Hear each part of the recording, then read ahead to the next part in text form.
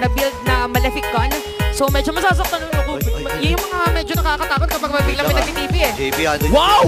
Sanford, pero si JP mabubuhay pa, shadow kill. Nalinis lang doon si Keray, mamamatay! Isa sa mga may damage dealer ng Onyx Philippines. Maisama din si Kirk, ladies and gentlemen. At may mga kumukonekta, may mga hindi. Pero ito ata, isa pa sa mga plano nila. Brusco! Brusco, mataas pa! Ano na dyan doon? And yun po, habang si Carlisi. Wow! Ano doon yung siray doon? Tinamaan na rin ang mga Jabobits mula kay Kenara. Takbuhan at si Maliquid Philippines. Si JP ang magiging next. Magiging apat at tutumpa. At diretso lang ang Onyx. Super Friends with a super play! Pati si Coach Yep na makabot! Paano niya nagawa yun? Grabe Monster Mage, naabangan niya na Searing Torrent na pushback niya. Lahat ng mga players at dumiretso pa doon sa kanyang first kill at kanyang fireball. So merong stun. Again, meron pa siyang paglatag dito. Temporal Rain. Talagang spawn lang na spawn!